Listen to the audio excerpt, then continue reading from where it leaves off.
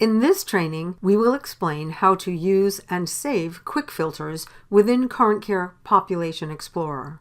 This allows you to quickly narrow your list of encounter notifications so you can view only the ones you need to take action on. Please note that all screenshots in this training show test patients with no actual PHI. This section begins with an overview of the quick filter layout, then covers data elements and data sources. This is the default layout of the Quick Filters pane in Population Explorer. With just a few clicks, you can narrow the list of the encounters displayed to the left of the screen based on the values of different data elements. At the top of the Quick Filters pane, you can either type in the name of the field you'd like to use as a filter in the box labeled Type to Select, or select it from a menu by clicking the drop-down arrow. The bottom panel is used for saving and clearing filters or loading any filters that were previously saved. Before we present some examples of how to select fields and apply filters, we'd like to show you this alphabetical list of data elements that are available for filtering. You can easily access this chart for your reference by visiting the link shown on the screen. We will explain the data source and data type columns on the next slide. Please keep in mind that historic encounter information will not be migrated to the new CurrentCare platform. This means that the elements that calculate encounter totals will not be accurate for at least 6 months. Each data sharing facility will have a different migration timeline. Please visit our data guide for updates on timing. This data source table shows where the data originates, including the ADT message from the hospital or other data source, and from your own organization's panel of patients.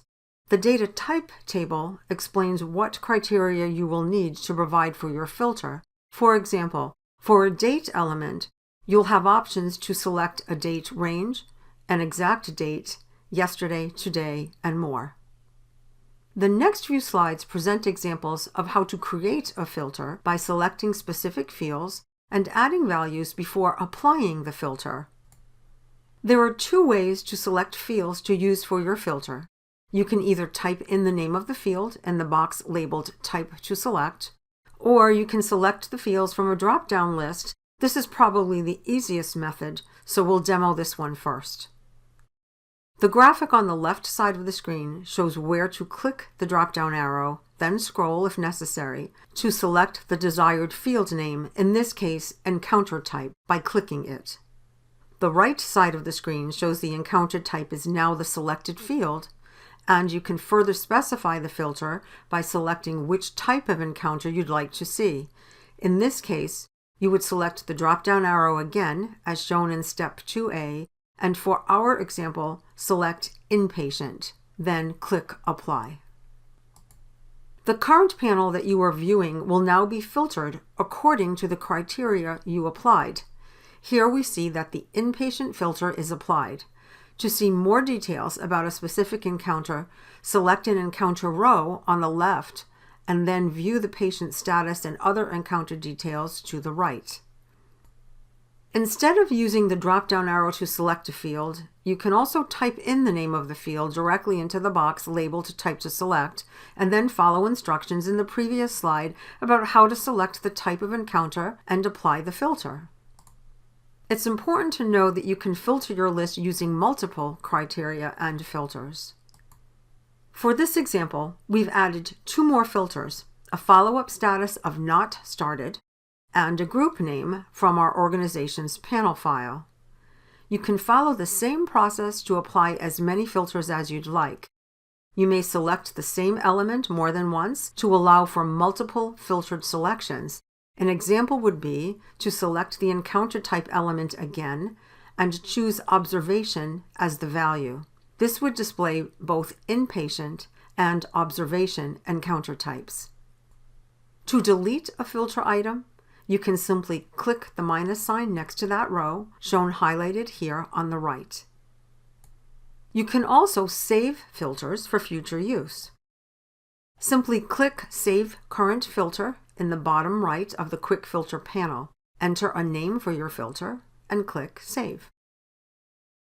Your new filter will be saved under Saved Filters at the bottom of the Quick Filter panel.